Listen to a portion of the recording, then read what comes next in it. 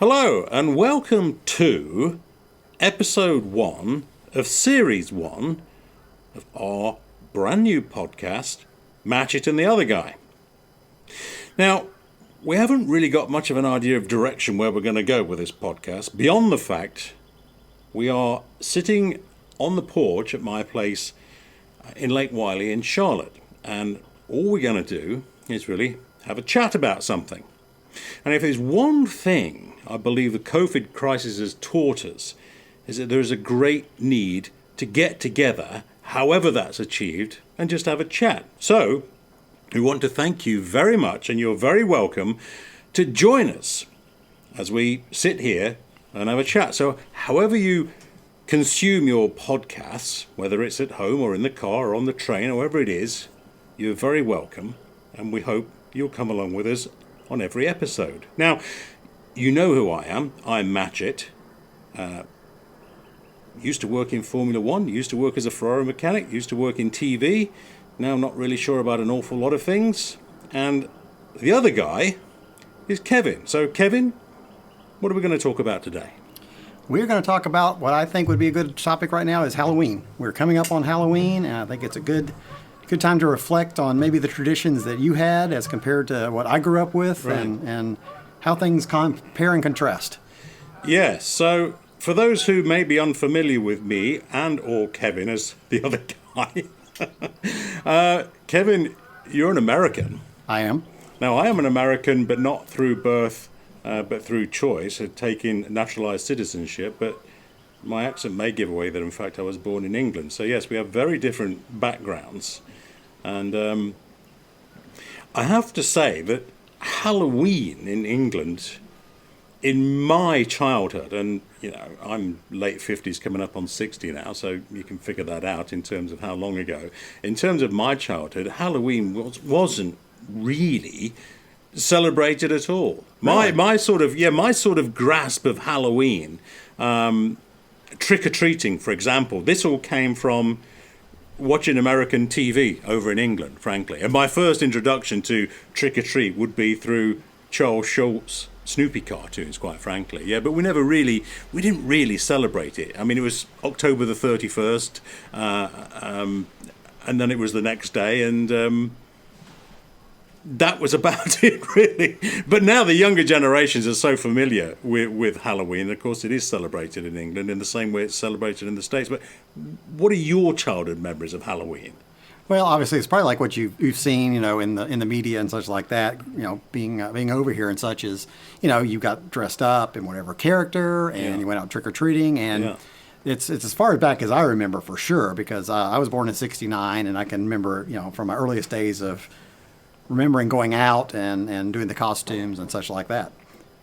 Now, when you talk about costumes, I'm going to guess that a lot of those costumes would have been made by parents for their kids, you know, scary spider costumes or whatever it be, you know, spooky ghosts or whatever it would be. But was there a possibility of buying those costumes as well?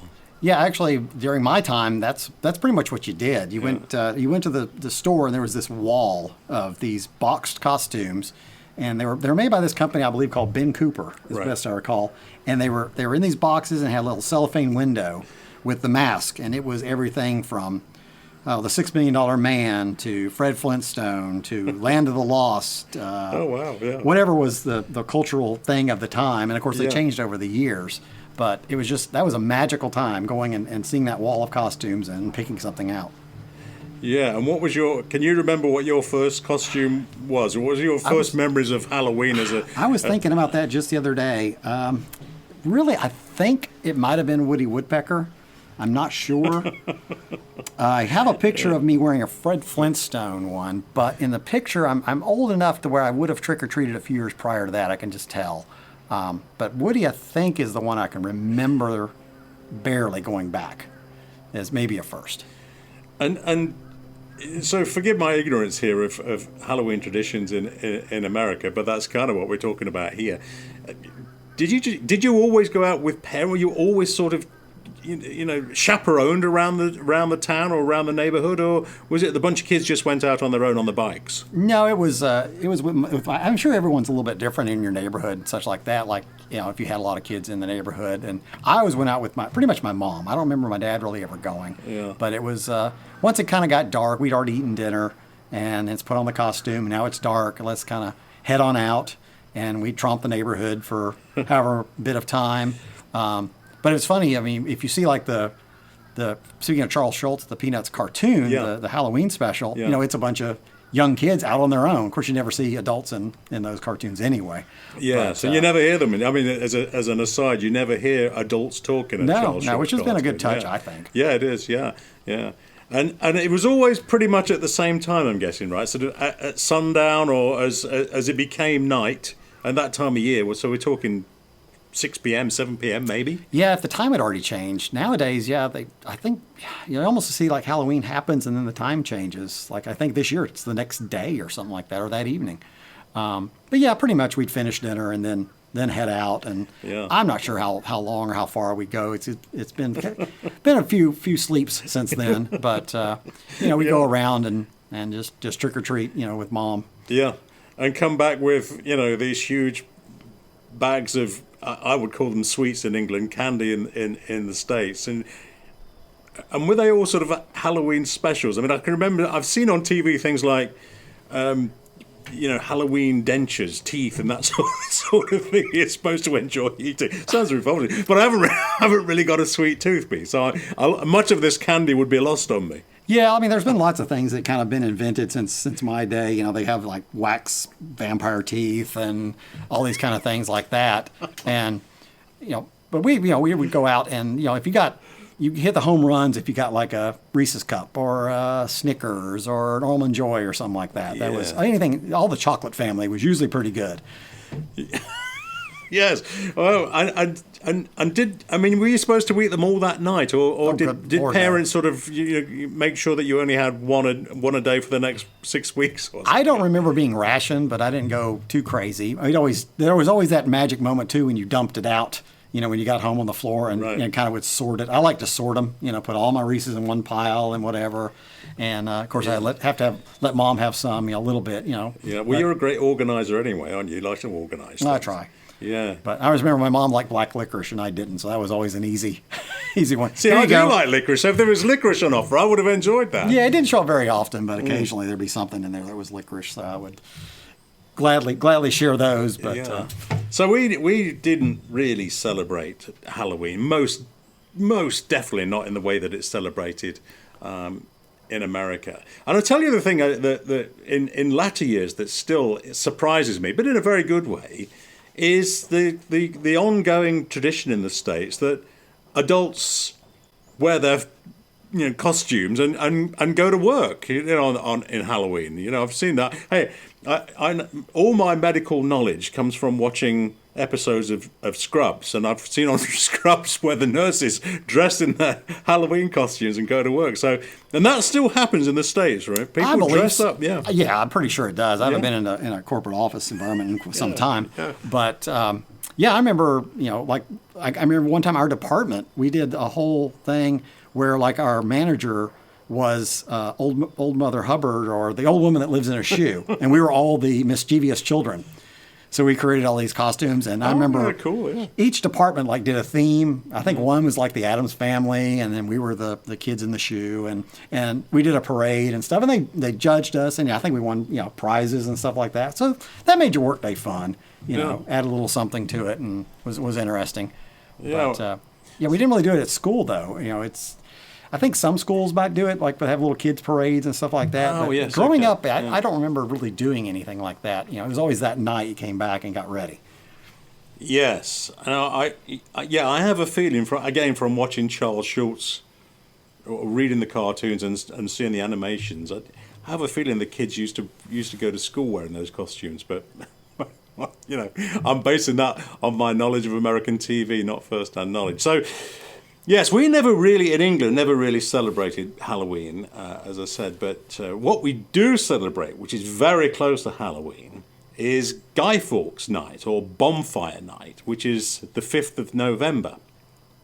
And that would be, our version of Halloween, quite frankly. It was always a nighttime activity. It was always wintry and cold. And Right around the same time. clear 6 days starry separating nights. it. And the tradition was to have a small bonfire, a bonfire, big campfire, effectively.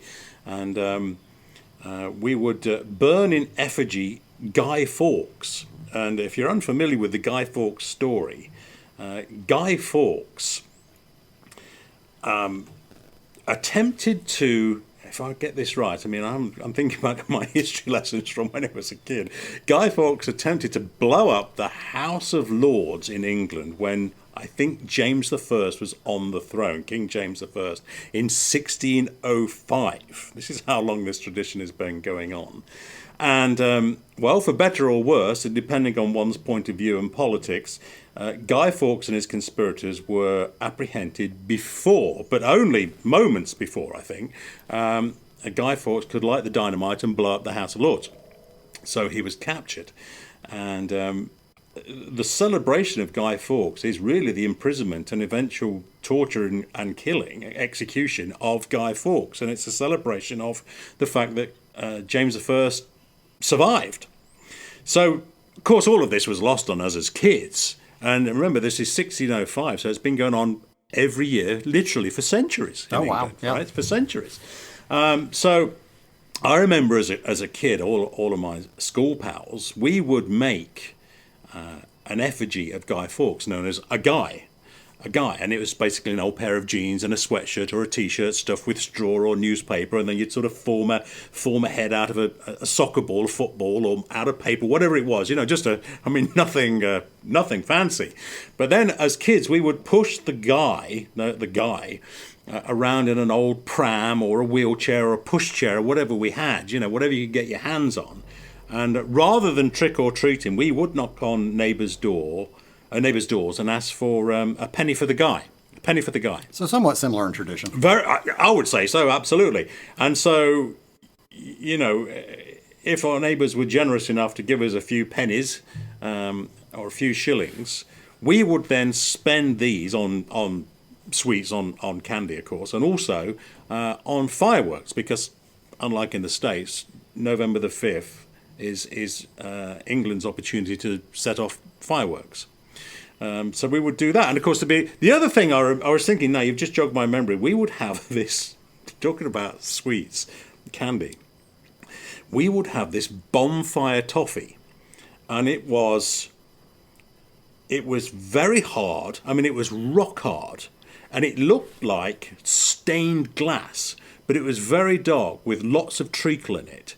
And you used to have literally a hammer. It was known as a toffee hammer. Wow. It was used to break this toffee out of... And that's good for kids' jaws. Yeah. and honestly, Kevin, when you looked at these shards of bonfire toffee, this jet black, thick toffee, the shards of the toffee, they looked like shards of broken glass. I mean, you had to be so careful when you're eating it, because it was very, very sharp. Well, and curiously, thinking about this bonfire toffee now, it was known as all sorts of different things. I always used to know it as bonfire toffee or Guy Fawkes toffee.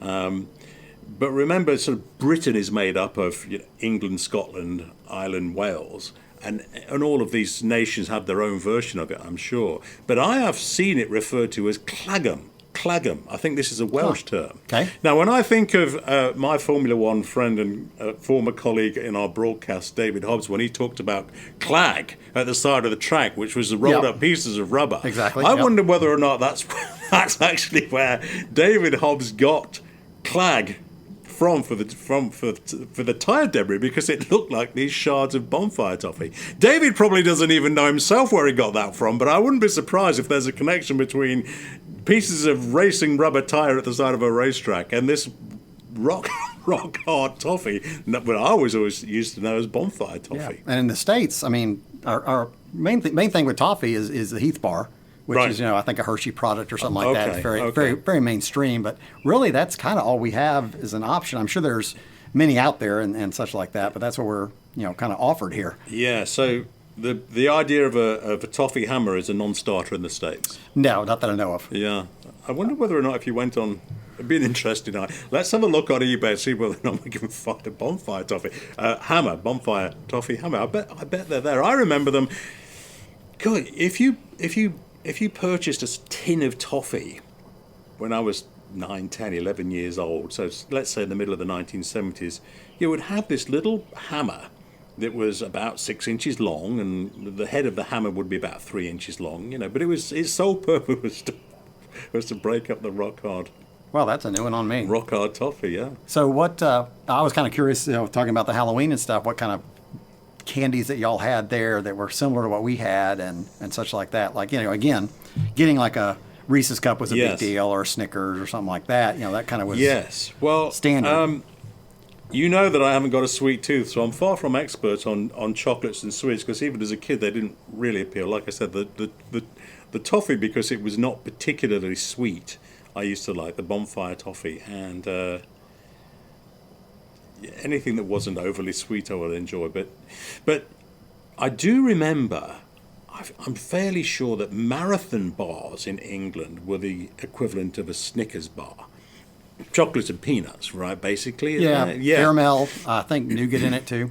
Yeah, and I think over the years the name Marathon has now been replaced in England with Snickers, but I think a Marathon is a Snickers bar. But that sort of thing, and there was a lot of truly ghastly stuff that I never liked, because we always used to buy our sweets, our candies, from what we would call the paper shop. Every village or every little town had a paper shop, which was like a mum and pop newsagents, effectively, where you would buy daily papers, magazines, journals, periodicals, that sort of thing.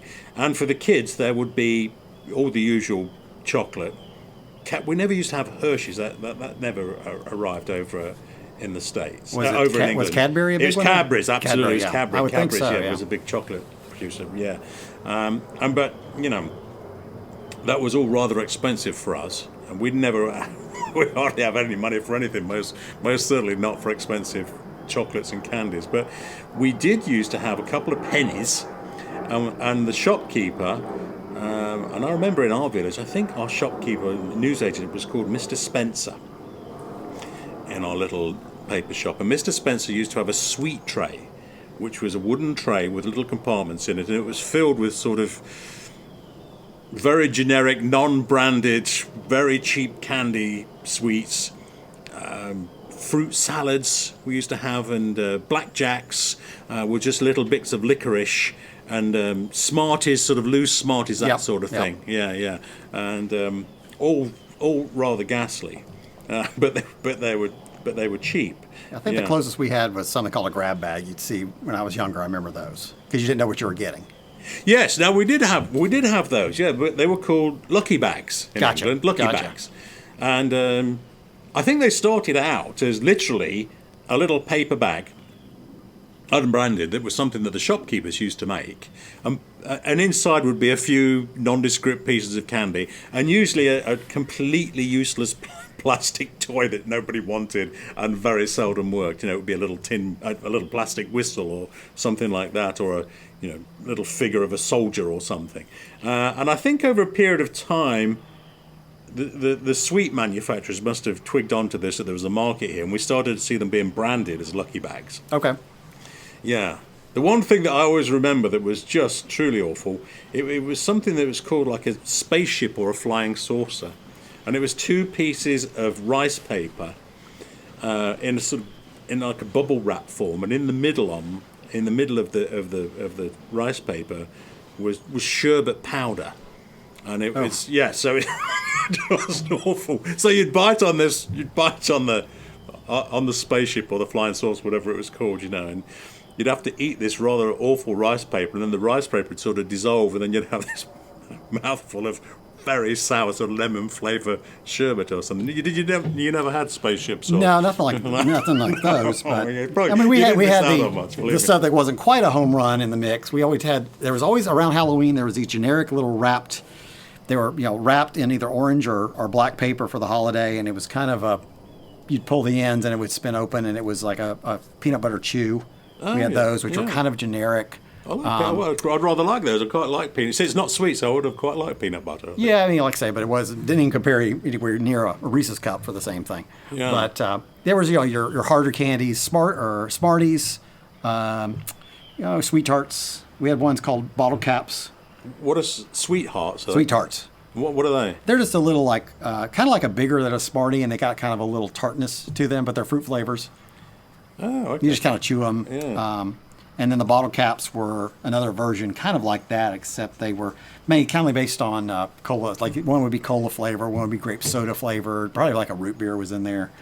But those are your like hard chewing candies. There's two crunching candies. There's two things that we never had in England. You mentioned right there, grape soda. I can never remember seeing grape soda. Really? Yes, never had that. And what was the next one you mentioned? It was root beer. Root beer? Root beer. We never had root beer. Yes, I only know root beer from watching too much TV. Yes, I had no clue. I think Snoopy was very fond of root beer. I think, wasn't he? Yes, actually. In what? Gosh, what is it? In one of the specials, he's the World War I flying ace, Yes, and they pour him a big frothy root beer, and he swigs that down. So, yep. Yeah. So I can't remember sweet tarts, which would have been sweet and tart sour. Yeah. But I do remember, I think we had something that was called sweet hearts. I hope I've got that name right. And they were like little hard pressed pieces of rock hard candy. Love hearts. They were called love hearts. That's right. And on each sweet, on each piece of candy, it had a little message written on it. Those are here. I forget what they're. I don't even know if they have a really particular name in the U.S. It would be. They're at Valentine's Day every year. I love you, or yes, be mine, and all that. Yeah, it's very much a Valentine's. It's actually probably the most traditional candy at Valentine's Day. Oh, is that right? Here, Yeah. and it's like nobody really likes them at all, but they still show up everywhere. Yes, yeah. And then we also had, again, parents would be totally up in arms these days about it, but I still remember getting candy cigarettes. Not a lot, but occasionally you would. We had those chocolate cigarettes. We had them in England, and they were, again, truly awful. Truly awful for many reasons, but just in terms of the flavour. Oh. It was extremely low quality chocolate. So bad chocolate is bad chocolate. Bad chocolate is bad chocolate. There's no denying it. So it's very powdery. It's almost like sort of, what would it be like? Like cocoa powder almost, like you were making hot chocolate. It was like compressed cocoa powder. Just awful. And once again, that would be wrapped in rice paper.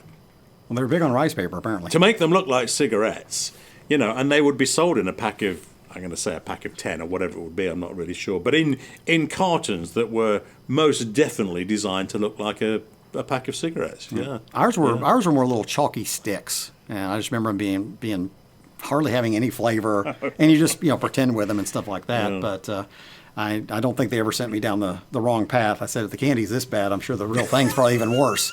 So maybe it was a good thing. Maybe it was a good deterrent. Yeah. We used to have licorice pipes as well that was designed to look like a sort of Magritte painting pipe. Really? Yes, yeah. It was again licorice, rock hard licorice, and it was formed to look like a sort of Magritte pipe. Oh. Yes, and chocolate cigarettes, but I mean, hopefully they're all banned now. But or like you, I never took to smoking cigarettes, despite having one or two chocolate cigarettes as a child. Yeah. But they were awful. Well, and too at Halloween, occasionally people would of course throw in a fruit of some sort or something like that. But that was not really popular. And actually, back in the day, there was always this threat of that there's going to be a razor blade in it or some sort of. It must have been urban myth, because I don't know that it ever actually happened. But you could take your candy bag to the hospital on Halloween night, and they would run it through the X-ray machine for you.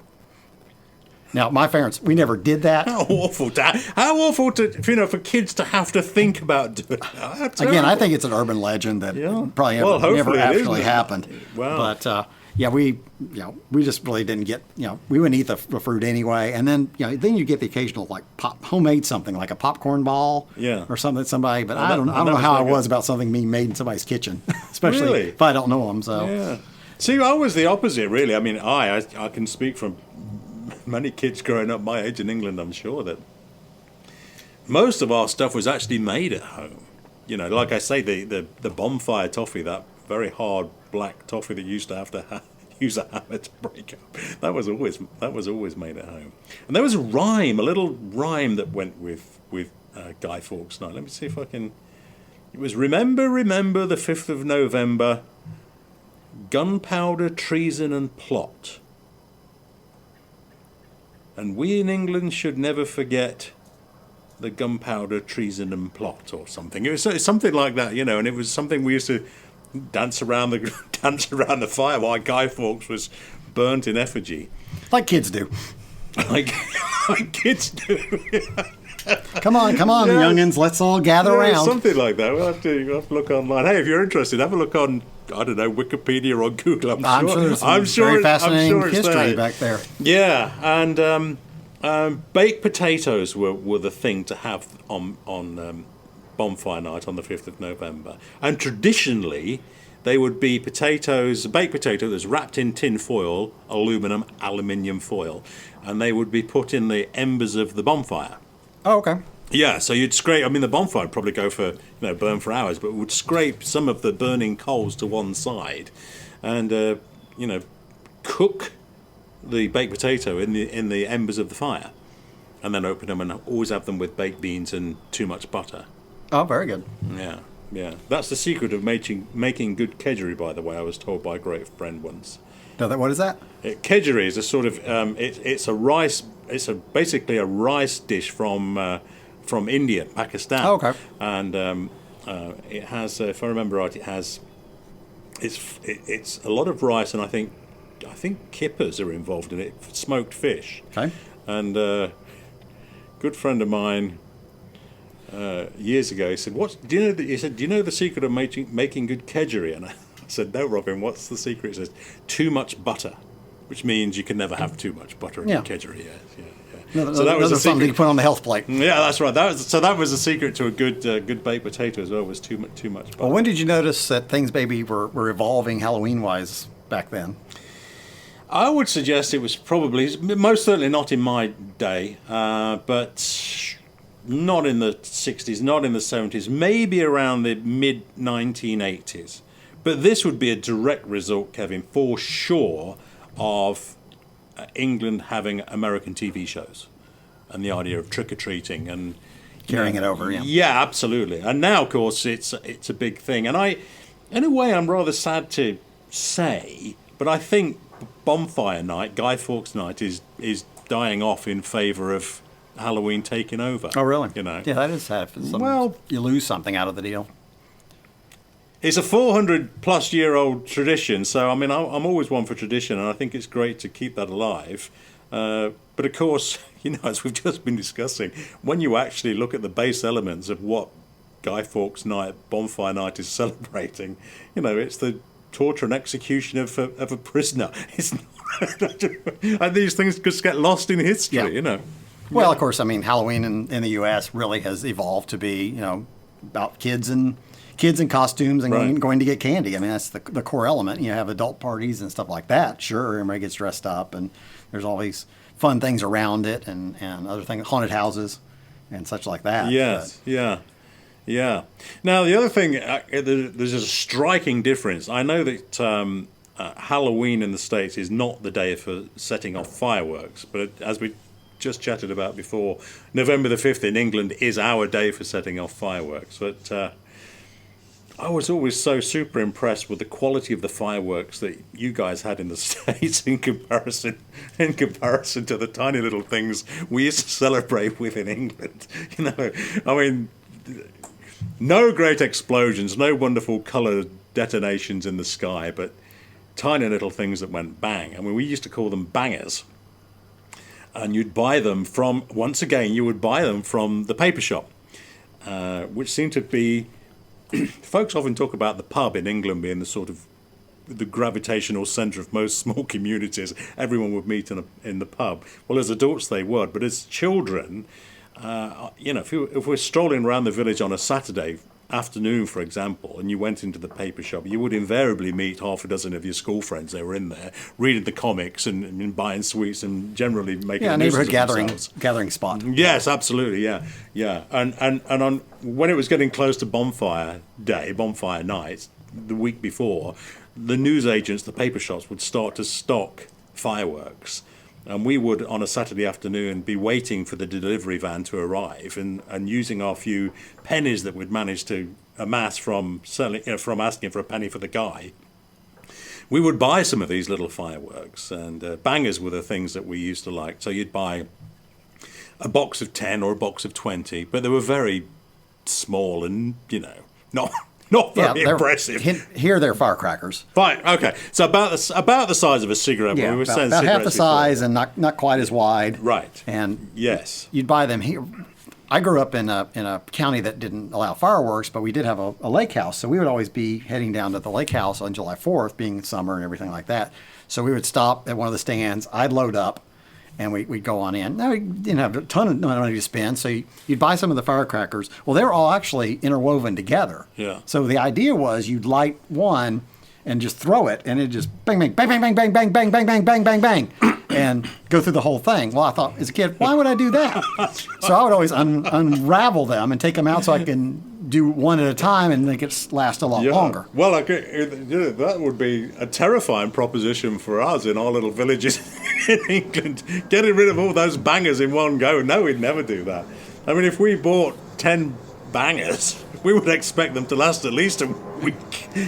Sort of average about one a day. Gather around. We're going to do our one for this afternoon. That's right. We're going to set off a banger, like bang. Well, that's the excitement of today. Join us tomorrow and we'll let off another banger. That's right. Yeah. We had bottle rockets, and just the basic bottle rockets were pretty cheap. They were the top of them was kind of like a firecracker and how it was constructed, and it was on a balsa stick, and you would set it in a Coke bottle to kind of keep the aim upward and light it, and it would shoot up, and it would give what they called a report, which was just a bang. It wouldn't do any light or anything like that. You couldn't even see them, I think, even at night. Yes, but yeah. They weren't expensive. But being at the lake, we would shoot them into the water, and they'd go down under the water and then go boom, and a bubble would come up. So that was kind of interesting. His best place to have fireworks is the lake because there's plenty of water around if you need it. Well, we're sitting at the lake tonight. Unfortunately, we haven't got any fireworks. So, now you have a goal for next year. So you'd set the fireworks off underwater. So shoot them into the water sometimes. No kidding. I mean, we do other things with them, but and two, you'd be surprised, but a smoke bomb will actually work underwater. We would light it and drop it in the water, and it would make this cloud of whatever color in the water, and eventually the current would just wash it away. Like a little depth charge, really. It was like a depth charge. Yeah. Well, we actually had we had a dock that kind of would go up and down because it's partially floating, and there was the guide pipes. Well, those guide pipes would get filled with just gunk throughout the years. Okay. So I'd love to send a bottle rocket down the pipe, and it would just send this cannon of just sludge up into the air, and just a big boom. So that was always fun. I'm sure Dad was looking out the window going, "What is he doing now?" Well, I tell you what, I've never heard until today that idea of letting fireworks off underwater. The thought would never have occurred to me. But we had a couple of neighbors. They would kind of do the bigger show. They were actually kind of pretty affluent, and they would get a big setup going. And their eldest son, who I think was in his late 20s or something like that, would go down on the dock and set everything up. And then on the night of July 4th, he would set off an extravaganza. Which was always nice. We had a lot of fun doing that. Yeah. The poor victim of the whole thing was our beagle, and he would be cowered under something, and it was around his birthday. I can't remember what his birthday was, but it was close to that time. I said, and my mom always said, that poor dog always had the most frightened birthdays ever. Poor old dog. Doggies don't like fireworks, do they? No. Oh, no. Well, it's unfortunate that your beagle had his birthday around July the 4th. Yeah, he's had a rough time, but... Yes, and the other thing that we were allowed to have, and again, they were fairly cheap, so that meant it was affordable, of course, was sparklers. We definitely had the sparklers. Yes, yeah. Now, I imagine, and I've never done it, but just thinking now, that I imagine they would burn underwater, so, wouldn't they? Did you put one underwater? I don't recall trying that. I'm sure I did. They strike me as the sort of thing that would burn underwater. You would dip them, when they finished, they were still that burning ember at the bottom, and so you dip them in the water to cool it. I remember doing that, but I don't remember ever sticking it in while burning. I'm sure I did, though, as a kid. You'd think we tried everything. Yes, and so that sparkler, whatever the chemical was, it was in England. It was wrapped around. It was dipped on a piece of wire like welding rod. So Yeah, it was steel. that's where they are Yeah, now. yeah. The standard ones that we're talking about are probably like 9 inches long, although they have much larger ones, and you'll see them. They're more and more at weddings and such like that. When people walk out, they'll burn them and stuff like that. And they're definitely not regulated like the fireworks, like most any county or whatever. You can go get them probably at any store, probably at your Target or whatever. You can learn something every day talking to you, Kevin. So, at weddings in the States, you use sparklers to welcome the couple into the reception. Is that what happens? After leaving the reception, that's one option. But it all goes back a few years back. I can't remember, maybe in a couple of decades now, where they found that rice wasn't so good because you throw the rice, birds would come and eat the rice, and it could kill them. They would just eat it until it was bad for them. Yeah, well, so then they changed it to bird seed. So then it went to bird seed for a good while. Oh, okay. And then now more and more you see sparklers if they're finishing up in the evening, or bubbles. If it's during the daytime. Yeah. So that's usually, I think bubbles and sparklers have really taken over as the exit celebration for a couple. I don't recall any. I mean, I've been to very few weddings, but I don't recall any rice being thrown in England. I do remember confetti. Did you used to throw confetti at weddings? I've never been to one or heard of that in the States. So the confetti that was thrown at weddings in England was originally just paper. It's just I don't know if it was recycled paper. I'm not sure anybody used to recycle back in the 60s and 70s, but it was tiny little bits of different coloured paper that was cut into star-shaped and horseshoe-shaped for good luck and that sort of thing, multicoloured, and it would get thrown over the happy couple. But again, I think like you described with the rice, it created such a mess around the churches, and I think the animals used to eat, birds probably used to eat it, and it wasn't very good for them. And I have a feeling, I may be wrong here, I may be misremembering this, but I have a feeling it became necessary. It had to be edible paper, like rice paper, like rice paper. I tell you, they make everything in England out of rice paper back then. Well, we seem to. I do seem to remember an awful lot of things. I just got a new car. About 90% of it's rice paper. Yes, and I must say, despite the fact, I say I've got a savoury tooth, not a sweet tooth, and rice paper was not sweet in my experience. It was awful. It had this sort of like sour almond taste to it. It was probably all stale. It was like a stale taste, I don't know that I've ever had it, and at this description, I probably hope I never do. Yeah, and you could buy it in sheets, and I'm slightly lost of what you're supposed to do with it. Maybe it was used in some baking, or we seem to remember having a lot of. Yeah, you're right. There used to be a lot of rice paper in England. At least in my experience, we used to have rice paper all around the place. I can't think it was ever in my kitchen or my mom's kitchen that I ever recall. Well, that's another thing I must look on Google now, or YouTube, or however we're going to do our research in 2020 to find out. I was about to say, I think we've created quite a project to go research today. To find out the history of rice paper. Yeah, so there we are. So there's our two different celebrations. Yes. So it's quite interesting actually having this conversation with you tonight at the lake, because Halloween, as I'm now aware in the States, is a big celebration.